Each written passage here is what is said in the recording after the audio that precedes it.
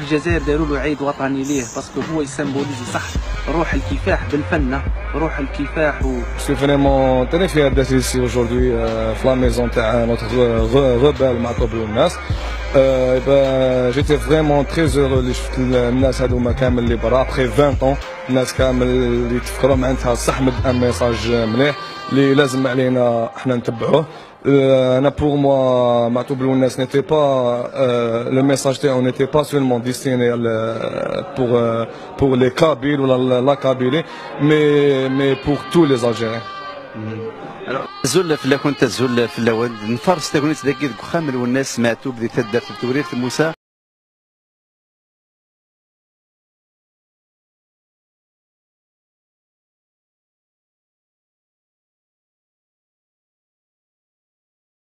Pourquoi que vous venez ici à Taouret Moussa? C'est ça, exactement. Vous êtes bien renseigné.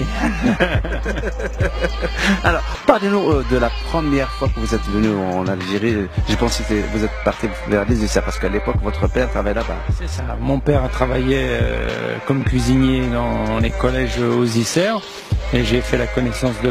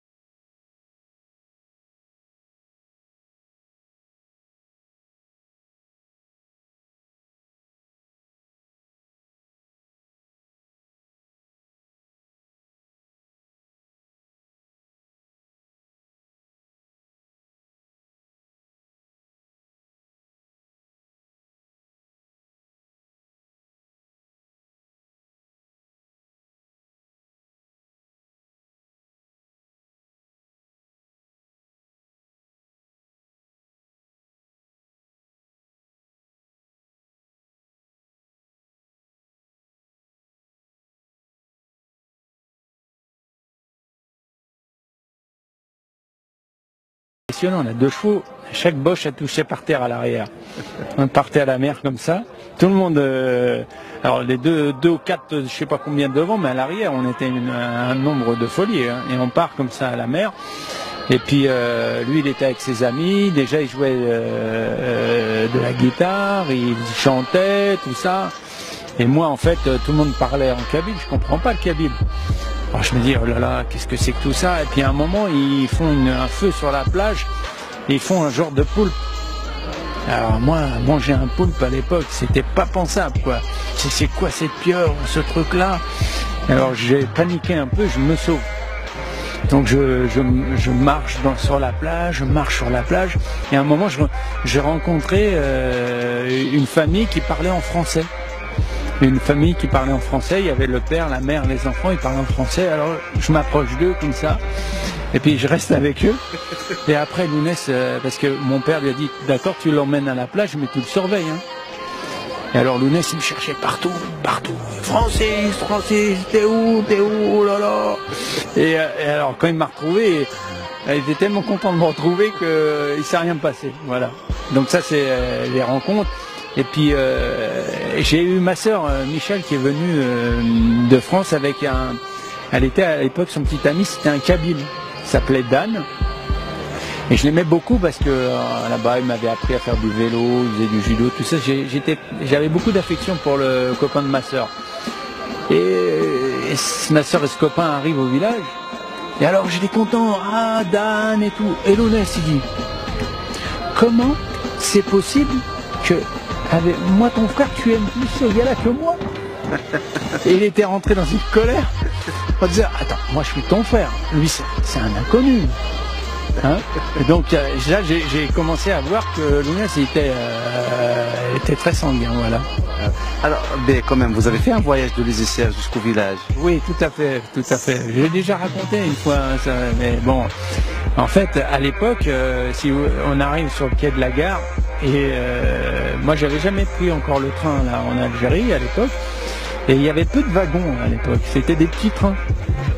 Et en fait, on arrive et on voit les contrôleurs qui arrivent. Mon père il dit, oh t'inquiète pas, de toute manière on va pas t'acheter de billets parce que les contrôleurs, il y a trop de monde, ils vont se sauver quoi. Alors là, les contrôleurs, effectivement, ils voient le monde sur le quai, hop, ils se sauvent. Plus de contrôleurs. Le train arrive, je me suis dit, c'est bon, on va monter dedans, sauf que le train il arrive, il est déjà plein. Donc c'est un truc de fou quoi. On est là sur le quai avec Lounès, mon père, moi je suis tout petit, et alors pour rentrer, il voit un compartiment, la fenêtre ouverte, il me passe par la fenêtre et moi je rentre dans le train. Sauf qu'eux ils sont sur le quai.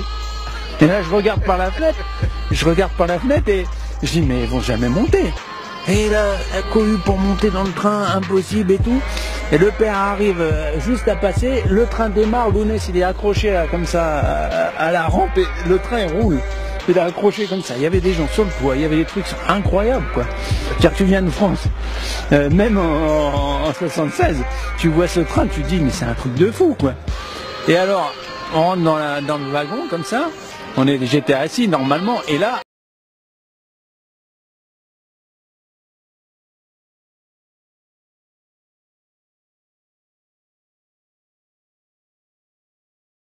c'est ça qu'on est venu la première fois au village. Donc c'était pour la première fois que vous connaissiez le village. Hein? Voilà, le village. À l'époque, le village, il n'y avait pas l'éclairage public. On arrive de nuit.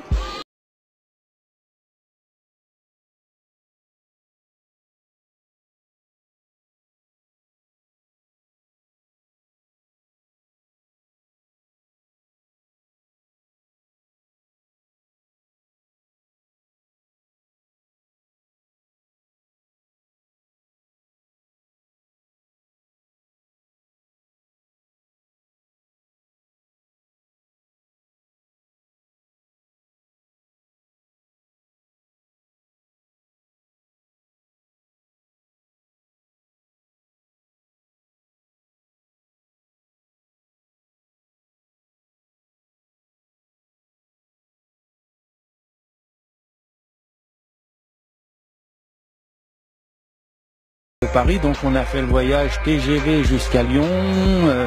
Il y avait un contrôle de sécurité important. On a pris l'avion ensemble et on est arrivé ensemble au village. On a fait quand même un tête à queue avec l'avion ensemble. C'est à la Air Algérie. On a fait des têtes à queue. C'est-à-dire on est arrivé sur la piste à Alger. L'avion a fait tchac, tchac, tchac, et s'est remis droit. Il n'y avait pas un bruit dans l'avion. Et donc on est venu ensemble au village, dans une voiture séparée. Ça aussi pour moi c'était un petit peu impressionnant quoi, parce que si tu arrives ici, des hommes en armes qui te conduisent, on t'explique que tu peux pas voyager avec ton frère parce que c'est trop dangereux d'être deux dans la même voiture.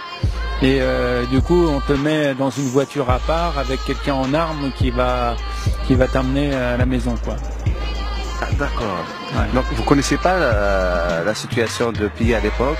Si, je connais. Ben, entre le fait de connaître théoriquement une situation et d'être emmené au village dans les contextes de l'époque, c'est différent. C'est-à-dire que effectivement, moi je connaissais la situation parce que je me suis occupé de plusieurs choses pour mon frère. Voilà. Donc je connaissais la situation, puis je savais que lui était menacé, puisqu'en France, il bénéficiait aussi, même en France, d'une protection policière. Donc voilà. Simplement, moi, ça m'étonnait que moi, je sois obligé de voyager avec quelqu'un avec un fusil, quoi. Voilà. Donc c'était un peu surprenant. Et puis quand on est arrivé dans sa maison, c'était un camp retranché. Il y avait des gens en armes partout, quoi. Alors, pour la troisième visite, il y a 10 ans en arrière. Donc là, je suis venu pour rendre visite à ma famille.